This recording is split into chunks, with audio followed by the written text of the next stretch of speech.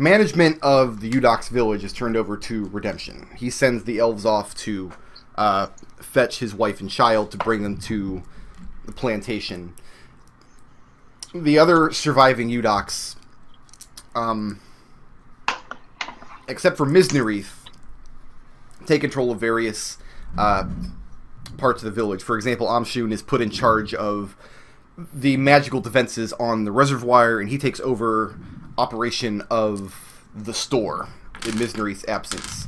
Redemption finds some of the older slaves to take over operation of Udok's mug that he puts into their place. And he uses this as kind of a social example of how he's going to be elevating the slaves from strictly an ownership situation to actually they belong to the land, more of like a serfdom rather than strictly being slaves. They're still not going to be paid, there's not money for that. He still technically owns them in the eyes of the law, but he's not going to be beating them bloody, and he's not going to be ruling over them with an iron fist.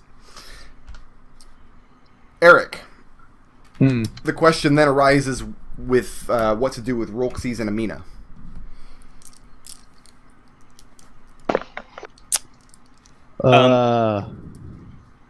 Duke would have told you what Amina told him in the dream, which is if you can fix Amina's eyes, she'll consider it square, so she won't be taking one of our attuned items. Yeah. Or one of our magic items, rather. I thought we agreed to that already. Okay. Yeah, Okay. that's totally a thing I do. I will cast Regenerate on her. And what are the components for that spell? Just so I don't have to look it up. That is a good question. Let me open up my spell book. That's the long spell. While he's doing A that, prayer wheel and holy water. what is a prayer wheel? I don't know. Well, this guy in Garrison has 4 of them on his wall. Not the kind of prayer wheel. Do you regenerate Roxys as well? He makes no particular request about it. Orphan will. Orphan wants Roxys regenerated. Okay, and what is Arik's response?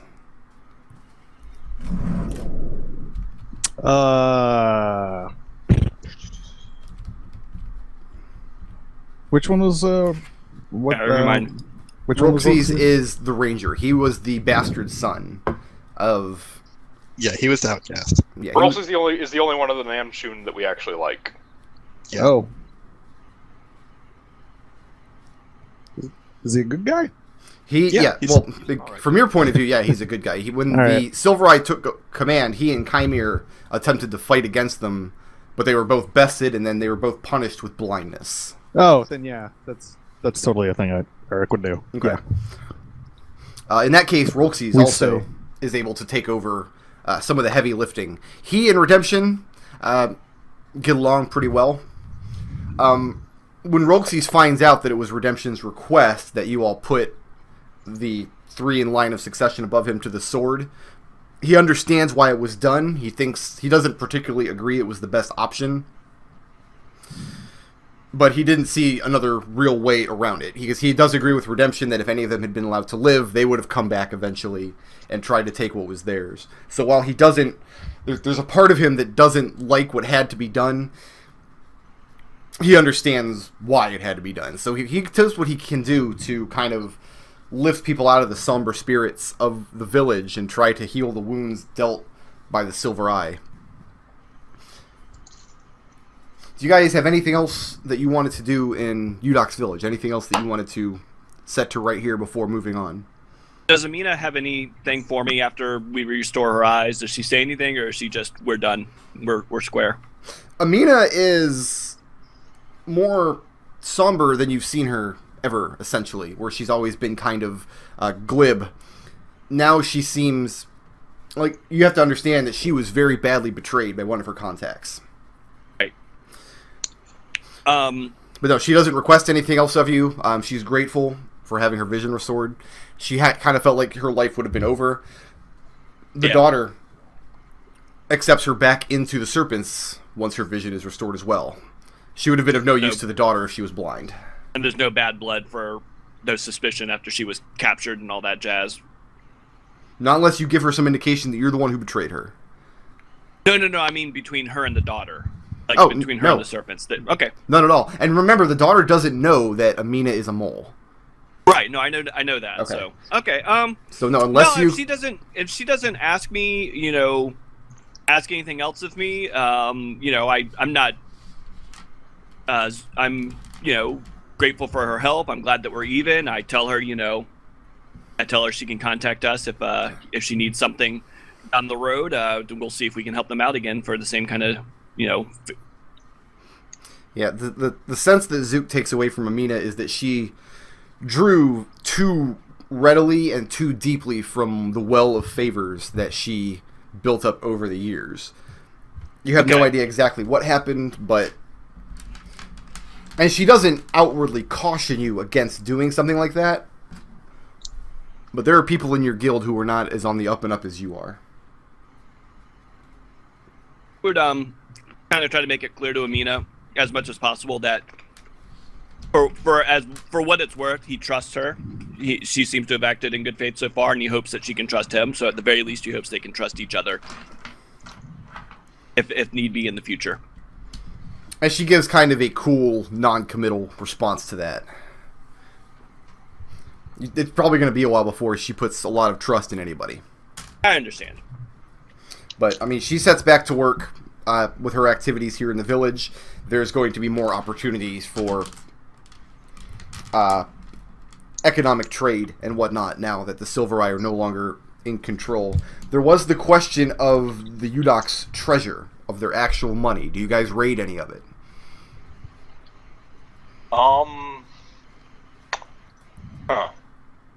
We didn't before we I'm installed. trying to remember how much did we promise to people?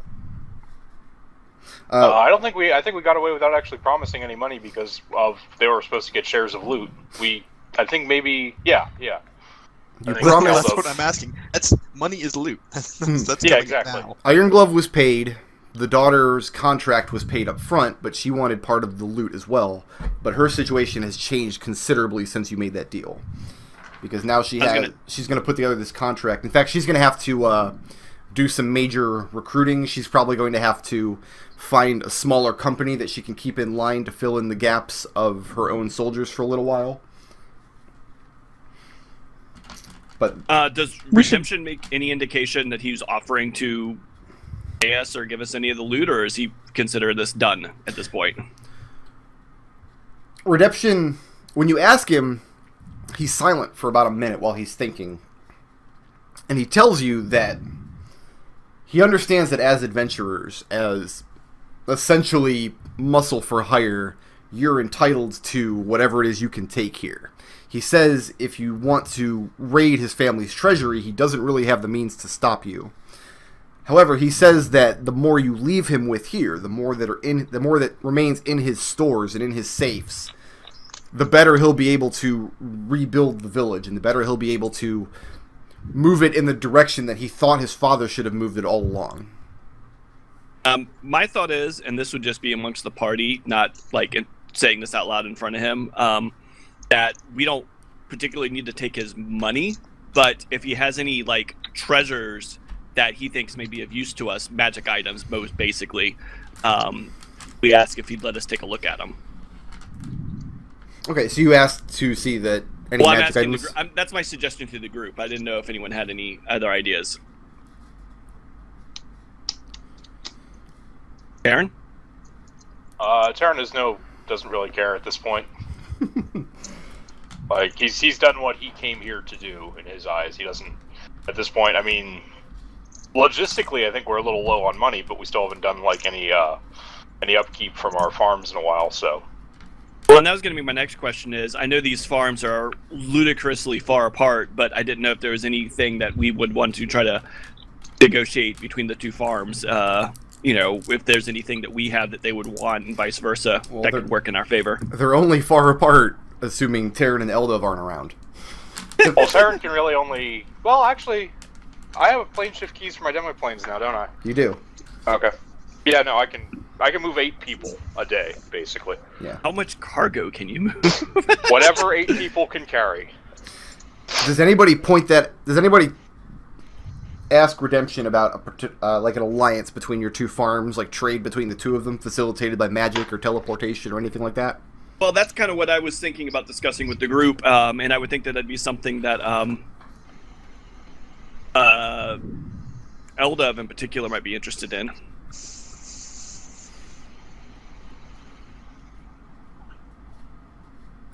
Did we lose? I think we lost Nodal. He said he was going AFK for a second. Okay. So yeah, maybe put a pin in that. But that was something I was thinking maybe Eldove would want to negotiate between the two farms, because I think that as something, since we have like crazy dimension door abilities, maybe we would want to try to negotiate something where we combine the forces of these two farms. That would increase the economic production of both farms by quite a lot. Especially in your guys' direction, because you would be able to move a lot of wood to the desert. I'll ask Nodal since you just came back. Nodal, can you hear me? Yeah. I was saying we were discussing the possibility of negotiating some sort of alliance between these two farms, since we have the ability to like basically teleport between the two of them, and didn't know if that was something Eldove wanted to maybe try to facilitate. Maybe, but I mean, I'm not going to spend all my time teleporting. Right. Well, there's a teleportation that's a circle at the blue wormling that Eldove erected. Right. So one of the things that Redemption might be able to do is put a similar teleportation circle in Udok's village, if he has the means to do it. I think it's a ritual, so if he has someone who can learn rituals, I think I can teach it to him. Let me check my book. Teleport is what level spell? Teleportation circle is specifically what you use to create teleportation circle. Gotcha. What level spell is that? I think it's 5. 5? Yeah, and that would work because that would be something where we wouldn't necessarily have to be there all the time to facilitate it. That's the only thing. We can't, because we have stuff we got to do. Okay. Amshun is a low-level wizard. He's not quite high enough to use level... Well, maybe he is, actually. Maybe he can use level 5 magic.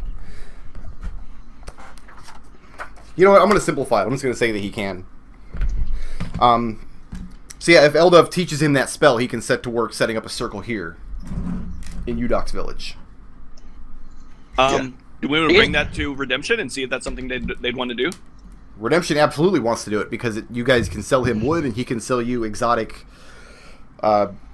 desert grains and whatever they're growing here. Who even knows?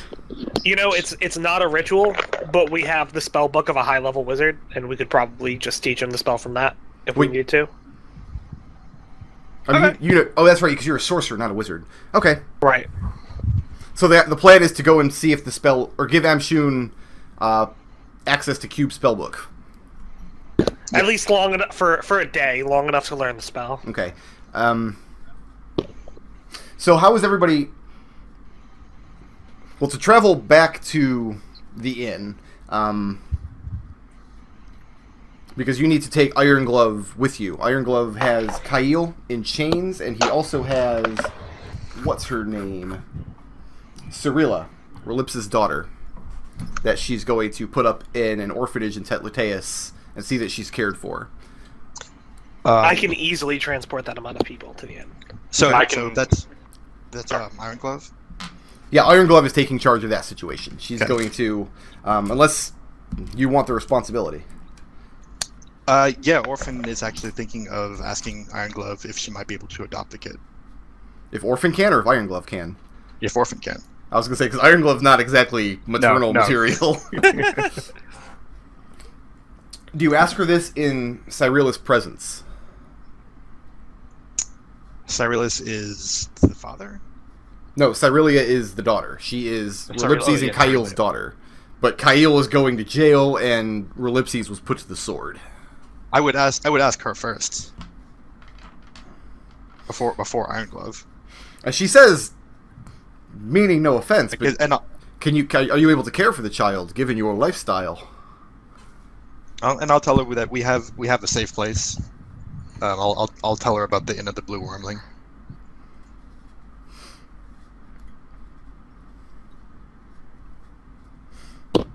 She seems reluctant. Make me a persuasion check. Okay. Oh, oops.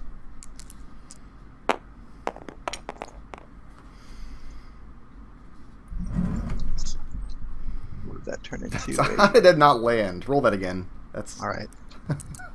That was weird. You guys have been doing that a lot recently. All right, Great. I won. Well, there goes my idea. You are not very persuasive. She's reluctant.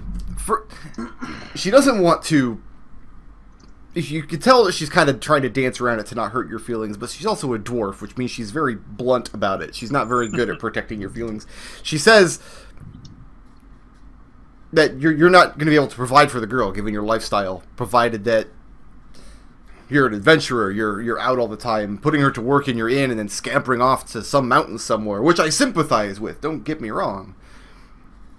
But the flip side of that is she has been in this line of work for a long time. She has a contact in Dunfoss that runs an orphanage, run by a priest, actually, of one of the Tetlutaian deities, the priest of the god Tritherion, who is the god of individuality and liberty in the pantheon of gods that Arik worships.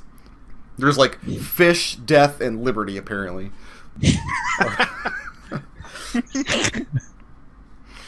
Ironglove also has a very strong sense of duty in regards to this girl, because she is the one who's dragging her father off to prison. She believes what she's doing is just and right, but she also believes that it's her responsibility.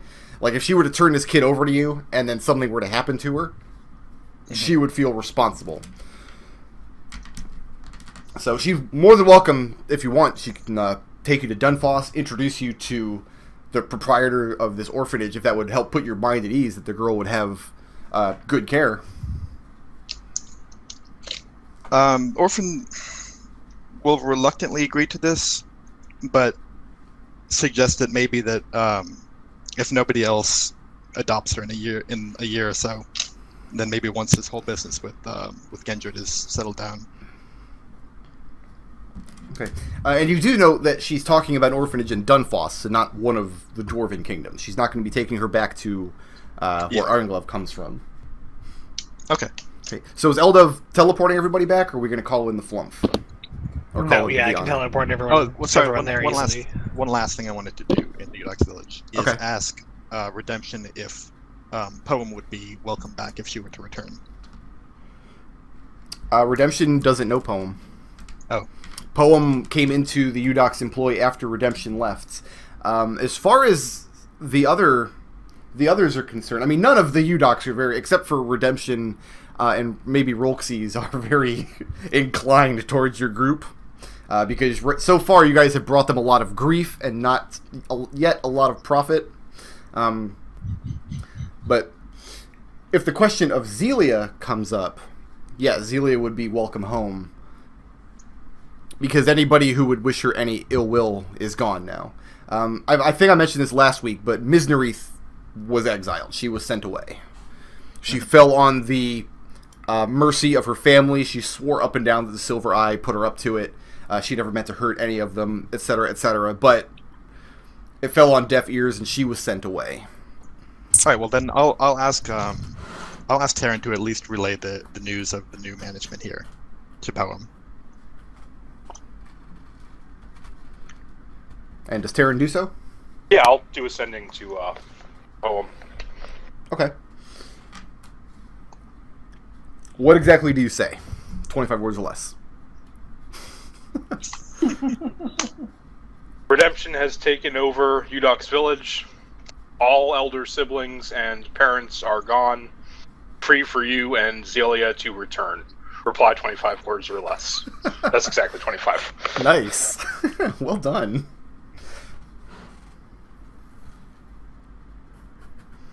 Poem's reply is there anything there for us? Ask Redemption if there's anything there for them. And what he thinks. You know, if he has a thought for where they could be, or He says he has a use for them if they come back. Poem's not a family member. He would have to find a way to pay her a wage. It would be useful to have 2 wizards on site. Clearly, that's always going to be a boon. From the standpoint of protection and security, it's a good idea. He never had a really good relationship with Zelia, but then Zelia never had a really good relationship with anybody. He says that he's heard from Amshun and from the kids that are remaining in the village that Zelia was a bit of a lush when she was here, and that he would have no patience for that. So they're welcome to come back, but whether or not they're welcome to stay will be up to them. I'll send to her. Her brother has a place for both of you here. It might at least be worth a visit. And Poe, she responds with gratitude. Alright, I'm done then. Okay. So, this session is going to be mostly downtime stuff. We've got a lot of side plots we can deal with. Everybody take your standee, put yourself on the map where you want to take care of your downtime actions. I see Khalil's already sitting near Kiska. Oh, I just moved myself out here, so I didn't lose it. But how much time are we taking? As much as you want. You can take as much as the group agrees they want to take. Where should... Oh, go ahead. Arik is under the impression that he's going to have to help Khalil get this eye into his socket. Is that something Khalil wants to do right now? Not right now, no. Not right now? Okay. In that case, Arik will be praying. He's gonna build up the stomach for it first, and Well, yeah. I assume that's why Arik needs to be involved. Yeah. I have a couple questions. Okay. First, related to Eldove. Where should I stand such that I am everywhere and nowhere? Everywhere and nowhere. Middle of the ocean. Well, let me ask this: what is Eldove's intention? I know he wants to investigate the cult. How is he going to? How's he going to start? What's his first step? I'm planning on contacting all those people that the giant gave us access to, and finding out if they've heard anything about that level of activity. And then I'm also going to put out some feelers among the people that I've contacted before for magic components. Okay. Because a cult of that size is probably going to have some crazy wizard shit going on. Okay. Do you go the obvious route and bring Ka in on this? Your sand cloak that you have on the ship. Yeah. Okay. He is, as far as I know, I might be forgetting something, but as far as I know, he's the only living member of the cult you guys have ever met. And he seems to be much happier here, so... Now, as far as Kifos is concerned, because I don't remember typing out like a list of contacts or anything, but you could tap him as a resource for where to go. Did you have something in mind as far as what kind of contact you wanted to run down through Kifos? No, I didn't have anything specific in mind. Like, Okay. I was just going off of the list that he gave us before we left of, like, these are the people to contact when you don't want to talk with me directly. Oh, okay. Okay. Make me 2 investigation checks. Because, to be honest, that list was much more valuable to Eldove than being able to talk to Kifos, because being able to talk to Kifos, I have to bother Kifos, and he's going to get pissed after a while. I'd much rather have access to his crazy giant network of contacts. Like, that's way more valuable. As I recall, the arrangement with Kifos was you guys sold him the magic compass in exchange for his access to his information and contacts. So Yeah. you probably wouldn't be able to piss him off. If Eldove contacted him every week for his entire life, it probably wouldn't piss Kifos off. It would register as an inconvenience at best. That is a dangerous thing to tell me. Okay. Yeah, go ahead and make 2 investigation checks. Just record the results for now. Okay. And I'm going to actually just real quick, we're going to come back to you in just a second. Real quick, we're going to go down the list in tabletop, and I want everybody in just 1 or 2 sentences give me your intention on how you want to start out spending this downtime. We'll start with Orphan. Orphan is going to accompany Iron Glove to the orphanage and get to know the priest there, as well as spend time on the boat with the girl whose name I can't remember because I didn't write it down.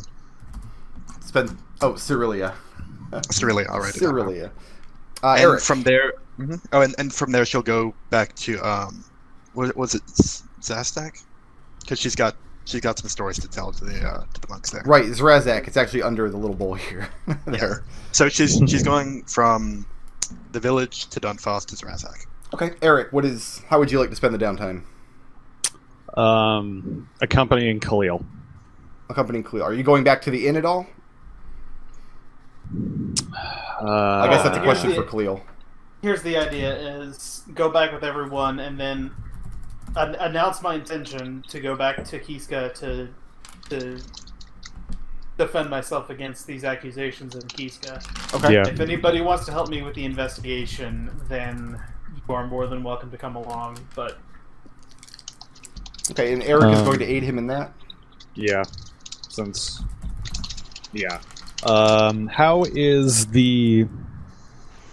How are the stockpiles of scrolls at my cleric acolyte? How's he doing? We'll get to that. Zook. Okay. Well, my initial thought was to go to Kiska, talk to the guild about see if I can dig up any more information on this cult. Now, are you going to aid Eldove in his investigation, or are you going to kind of... I get two questions. Are you going to aid Eldove, and if not, are you going to go investigate yourself and then share what you learn with Eldove? I would think that I would probably have talked to Eldove about this beforehand. I would go leverage my contacts. He would go leverage the contacts we got from Kifos. Okay. That sound reasonable, Eldove? Yeah, and I mean, when you say I want to go to Kiska, Eldove is going to say, okay, where are you going? Like, I'm assuming that you're not going to take the ship across the ocean just to avoid having to have that conversation. No, and everyone knows, like, I'm involved in Kiska. And I would be going, time permitting, I would help out with this whole, Khalil's good name thing. Okay. Because I'm not sure how long talking to my dude's going to actually take. And Tarin. Tarin will join the investigation, but if he has any time left, he wants to spend all of it doing magical research on his demiplanes. Okay. Alright, let me get the Dunfoss map here. We'll start with Orphan. Where do you place yourself on the map, Destil, to indicate that you're on your demiplane? On the wood. We need a demi-plate inset somewhere. Time You permitting, need to Zook come up wants- with a name for your demiplane.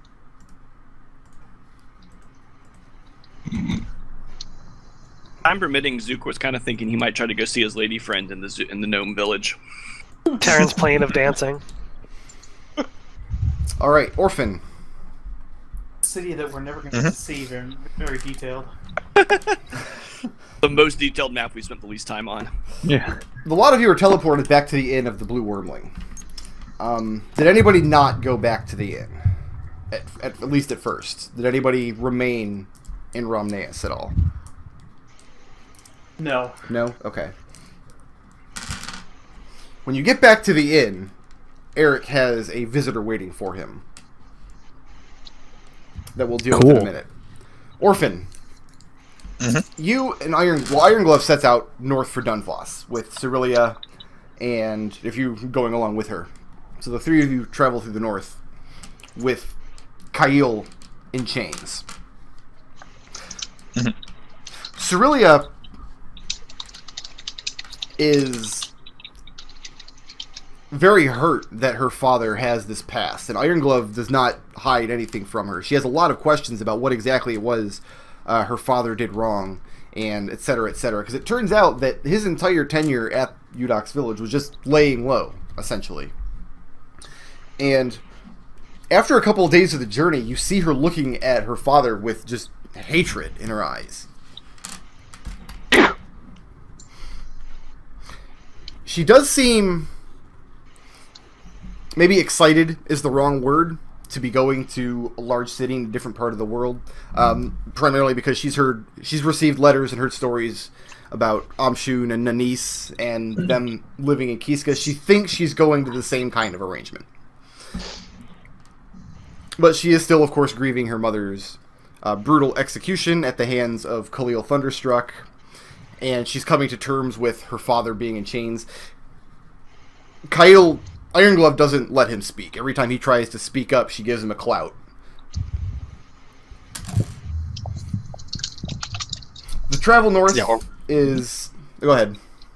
Oh, I was just saying, Orphan does nothing to stop this. She doesn't like Khalil much. I wouldn't imagine she does. I don't think anybody likes Khalil. They take two of Khalil's mercenaries to help them travel through the wilderness. It's a relatively uneventful journey, and eventually you arrive in Dunfoss. Let's see. Let's decide where this orphanage is. Where's a really slummy, scummy-looking part of town? Maybe down here on, like, Needle Lane. Don't put it near Eldove's house on the corner of Gold Street and Mead Street. What about Swamp's Edgeway? Swamps? Where's the Swamp's Edgeway over here? I feel like it should be He's over tapping on, it, I on think. School Street. The lane totally No, that's sounds where like- nobles send their children. You're over here on fucking, like... Where's Trash Street? I like Swamp's Edgeway here. That's a good one. And And Swamp's Edge and Bent. Swamp's Edge and Bend. Edge and Bend. That's the orphanage there at the corner of Swamp's Edge and Bend. Are you sure it's not the middle of Swamp's Edge and Shackle? Alright, so this There's a taper street. is where the orphanage is. Yeah, it's there in the shitty part of town, as far away from where Nodal lives as you could possibly get. Sure, Essentially. it's not at the corner of Dead Dog Alley and Monkey Street. Oh, Jesus Christ, that tells an unpleasant story. Very unpleasant part of town. I mean, you're in the slums proper at this point. The orphanage itself is a rather large building. In a previous life, it looks like it may have been a church of some kind to one of the lesser gods. It looks like it's been repurposed for this, for the purpose of being an orphanage. Iron Glove explains that the proprietor of the orphanage, the man who runs the place here, his name is Sighaith. And Sighaith has been in charge of the orphanage for as long as Iron Glove has been doing business in Dunfoss. So he's an old man at this point. And it looks pretty run down, is your first impression of it. And you see Khalil isn't brought to the orphanage. She deals with Khalil and pays the guards to watch over him until she's done walking through here. Cerelia, you get the sense that this is definitely not what she was expecting. She Alright. she thought her arrangement was going to be more like going to school in Kiska and studying magic, whereas this is pretty terrible. So does Orphan notice this? Does she speak up about it? Cerelia doesn't say anything. And it's kind of hard to read her disappointment because a lot of things are going through her head all at once. The least of which being that she's, going through puberty and that she died, which was bad. Bummer. It's really hard to get a read on her mental state because she's being pulled in a lot of directions. Orphan will ask her, is this all right with you? Because we can make other arrangements. And she says, "Is it all right with me? Well, if it's all right with you, can you..." And then she catches herself. She was about to say something, but she catches herself and stops. And then she just looks at the ground. If this is what's to be, this is what's to be. Orphan says, Orphan smiles and says, that's a very familiar outlook on things. But there is a choice. You do have a choice to make. You can stay here, or we can put you at an inn out in the wilderness.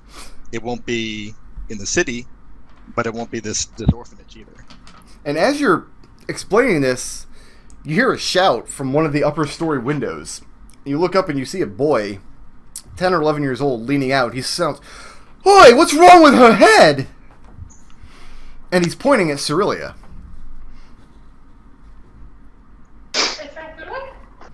It's just the crust. And other children rush to the window to see what the spectacle is. And it's painfully obvious that she will be the only Tiefling here.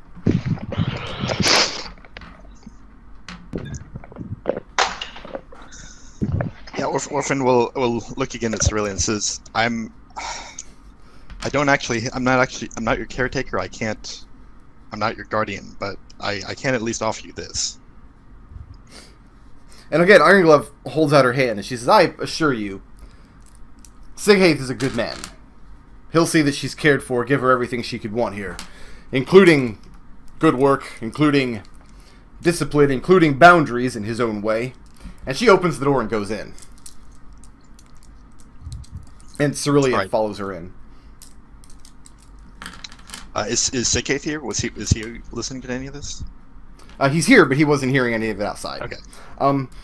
Going inside, there's not a lot of structure to how this orphanage is run. And they're doing much of the housework. Looks like a lot of them have been slacking off. The building is in not a severe state of disrepair, but it could use some TLC. Like, literally, it could be sponsored on, like, that Learning Channel show where they fix up your house. That would be great for this orphanage. I thought that was never mind. There's probably 8 of those shows by now. There are Yeah. kids here from a variety of ages. You see, the youngest ones are probably about 7 or 8. There are no babies, no toddlers. And they range from there up to teenagers. The place isn't packed, and you learn almost immediately that when Iron Glove says boundaries, she means it in only the loosest possible sense. Sighaith has kind of a revolving door policy. The orphans are free to come and go, and he very rarely brings down a lot of discipline on any of them. And so Iron Glove leads you back into a room that Sighaith keeps as an office. And this might be the most unkempt office you've seen in your life. I mean, it is just absolute chaos and disarray in here. Sighaith is sitting behind a desk, and this is a man that looks like he probably hasn't showered since ever. He is just a tangle of gray whiskers and hair about his face. And he stands up, and he has these bright, friendly blue eyes. And when he stands up, you see he's wearing kind of tattered version of the priest vestments that Arik wears on occasion. They share similarities in that their gods are both from the same pantheon and recognize each other, but it's definitely not the same god. Yeah. And So I Sighaith recognize it. welcomes you all in. Go ahead and make a religion check. Because, yeah, Okay. you've spent a considerable amount of time with Arik, and he would definitely know about What's my...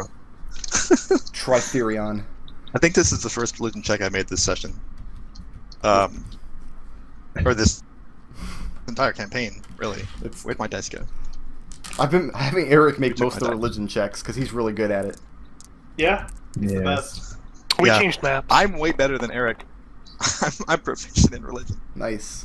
So that's a 21. Eric's a sailor, man. Tritherion is a minor god in the pantheon, whereas Osprey is a major god that has a major cathedral in a relatively, not a large city, but in a town in one area. Tritherion is a minor god that doesn't have a major cathedral anywhere and doesn't have a large congregation of worshippers. And the reason for that is because Tritherion is the god primarily of independence. That's why there's no formal structure to his worshippers. He dictates nothing that impedes their free will. So they tend to be, a lot of them are wandering friars, a lot of them adventurers, but there's no real central brain when it comes to running his church or uniting his congregation. Tritherion also has a like minors in with respect to retribution. Those who impede on the free will of others sin greatly in the eyes of Tritherion, and there are a lot of adventurers of this who follow this god's path become paladins for that exact reason. They mete out their brand of justice. But the consequence of this liberation and this independence is that Sighaith doesn't do a great job of keeping things in order here. But he's very friendly, and he welcomes you in. Alright. Iron Glove, do you want to speak, or do you want to let Iron Glove explain the situation? I'll let Iron Glove explain first. Okay. And she does, in very matter-of-fact sense, and Sighaith nods, and he agrees it's a great tragedy. He says, and there is to be no reprieve for her father's plight. And Iron Glove scoffs and says, I should think none. Sighaith looks down at her and says, well, then we would be overjoyed to have you. This is the first Tiefling I will have cared for in many years. Your kind are very special, he says. Then he inquires as to Orphan. He says, and who do we have here? Are you the child's guardian? Orphan shakes it. No, I'm only along as someone with an interest in her. He nods. I'm here to make sure that she's properly cared after. You can swear to that, I hope. He says, well, let me take you around the grounds. And as he does, he first talks about the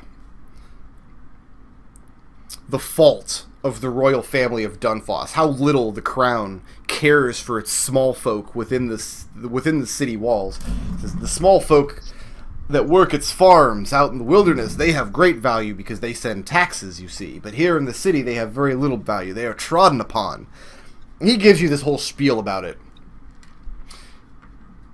And he says that there's no official system in place to catch these orphans, these poor children who lose their parents to war or disease or poverty or any of society's ills, and how they're just left in the streets to become beggars and thieves. And that's where he steps in. And he takes you around the grounds. What's your question? And what do you do with them? He says, the building here is maintained by all of the inhabitants, all of the children. He says this very proudly. Like, he's this man who you don't even want to stand within 5 feet of because he's... yeah, he never changes his sheets. He's beaming with pride as to what he's built here.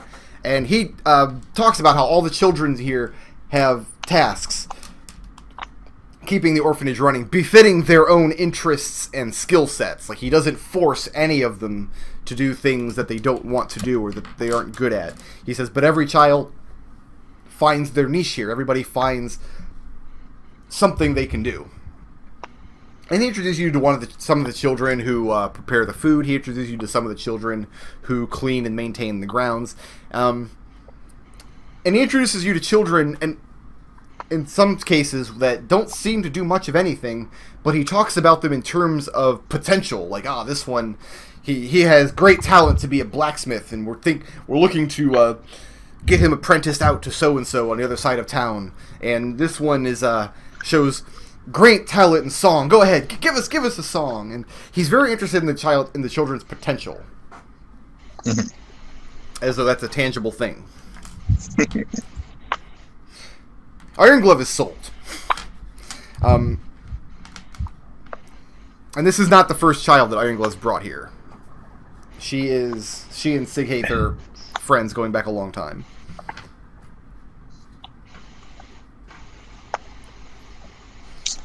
All right. Well, after the demonstration, we'll nod and say, "It was good. It's good to meet you, Sighaith. I'll be checking up on her every now and then, but I trust that she'll be fine in your hands." And Sighaith nods. Says, happy to have her. And then and then Orphan will turn to Cerelia if she's here. She is. And says, and I mean that. I'll be back. I'll be back now and then. And someday, when what I have to do, before too long, I hope, when what I have to do is laid down, maybe I'll be back for you for good. Cerelia looks a little confused at that remark, but she doesn't say anything about it. She just says, "Well, I'll work hard. I'll be useful, unlike my father."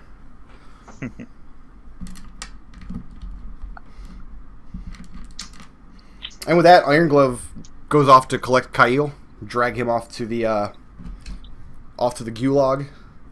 All right, and I'll make for Zrazak. Okay. You begin your travels. So, Arik. Yes, sir. You have a visitor waiting. That's what I heard. That's the rumor. As soon as I load back the table here.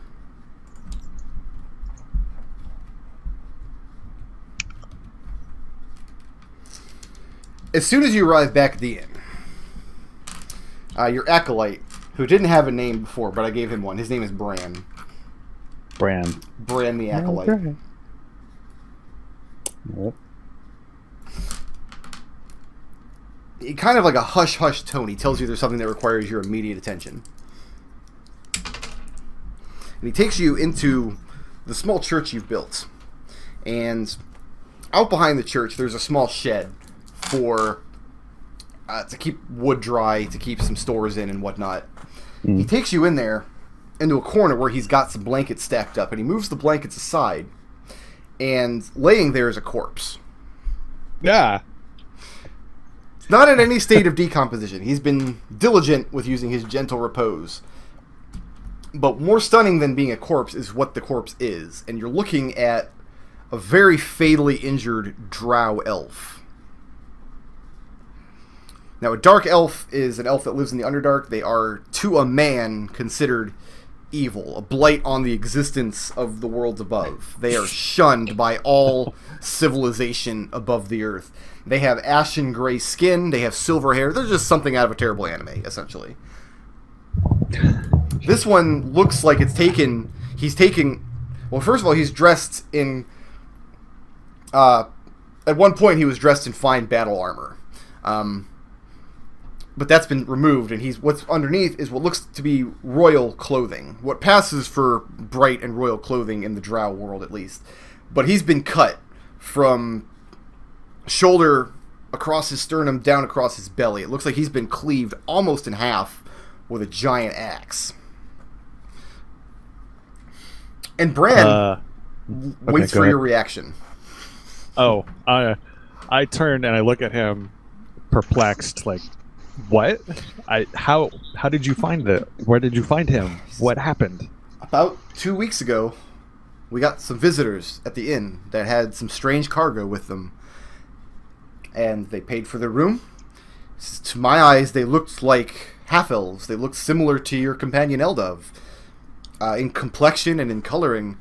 Not so much the scales. That still weirds me out, I have to admit. He says, but they brought they were carrying with them a coffin. And one of them asked me to meet them at the inn in their room. And they revealed to me that they were elves from a kingdom in the Underdark. That they were all drow. They were using illusion magic to change their appearance so as not to alarm anybody at the inn. They say that this man, he motions down to the corpse, is a prince named Nasheen, who fell in battle, and for some reason that they didn't go into, they weren't able to take him to their own priests to be raised, so they brought him here and asked if I would do it.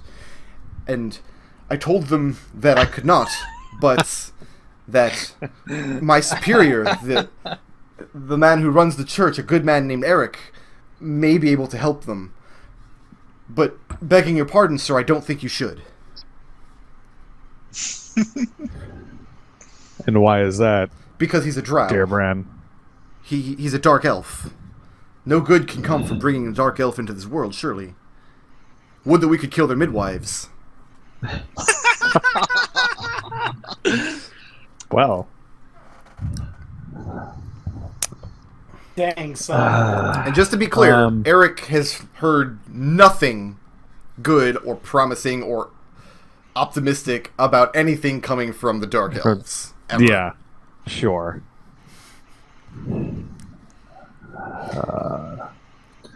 Are the guests still here? He nods. He says they keep to themselves mostly. They come down for meals. They've been waiting patiently for you to return. Well, who else is there with me? I know it's me and Bran, but is anyone else? He wanted to show you alone. Sure. You're alone with Bran right now. Okay. In that case, I assure Bran that we should go back to the inn, where I'm assuming the rest of the party is. Happens like right when we came back to the inn, right? Yeah, that's what I assume. Now, you guys had also constructed a guard tower on the grounds, and it was on the basement of the guard tower where Eldove put his teleportation circle. Do I have that correct? Mm-hmm. Okay. I think so. Well, that's a good question. What did the guards must have let them in? I'd say to Bran. Well, I mean, there's no inn, there's no walls. Oh, Yeah. there's nothing We have to a let wooden them into. palisade. Okay. Yeah. Let's go back to the inn and inform my companions what has transpired here. Then everybody else, as you all are gearing up to go on your respective excursions out into the wilderness, including Orphan. If Orphan wants to be in the scene, it's fine. Yeah, it's fine. You all you all have Arik gather you up at the inn, and he tells you a tale. Yeah. I let them know that some drow have come by. They are currently here at the inn, and they expect me to revive one of their fallen. Why can't they do it? It's a good question. I don't know. And Bran shakes his Bran head and says, I don't know either. When you say expect, you mean they're not Why is it paying for it? I don't know. I've just been informed of this situation. I'm not really comfortable doing this, especially without more information at my disposal. So I think you should at why least is it find out important why that he he can't be raised? revived. Yeah, let's bring him down I and was have a gonna say, talk. who would like to help question some drow elves who are staying at our inn? Tarin, for one. Orphan will. Zook's in. She speaks her language. Yeah, I'm here. Does Orphan actually that's a speak good- that's a good Undercommon, or is that point. just a monk ability that she has? She, like, her monk ability is anything with a spoken language can understand her. Right. But she doesn't, like, literally know She the doesn't- language Uncommon. She does not literally know it, but This- she may as well. This came out I'll in our speak Saturday Elvish. game this week, too. I'm sure that there's a distinction between the monk ability and actually knowing the language, but I'm not sure what the distinction is yet. I She haven't can't put a lot of read or thought to write it. it. Reading. The only distinction is you can't read and write. Oh, well, Yeah. there you go. Yeah. But no, Yeah. to Zook's question, no, they don't speak Elvish. They speak their own language amongst themselves, which is long ago may have been a dialect of Elvish, but is now indistinguishable, or which is now not related to modern Elvish. But they also speak a language called Undercommon, which all the races of the Underdark speak together. So their common, guess- to your ears, would be very heavily accented. Oh, okay. It seems like the more of us that can understand what they're saying, the better. Maybe I should take a second and cast Comprehend Languages. Oh, Bran says they speak Common. He says that you can, because Bran doesn't speak anything else. Okay. No, he says you'll be able to understand them. But he says, yeah, their words to your ears will be heavily accented. They're not pleasant to listen to. I have a question. Yeah. Well, So, Nich, what is the exact reading on that monk ability you have? So what exactly is, you understand all spoken languages, so no matter what they speak, I can hear them. Any creature that can understand a language can understand what I can say. But that's what I'm wondering. Like, when you talk, are they going to hear you speaking Drow?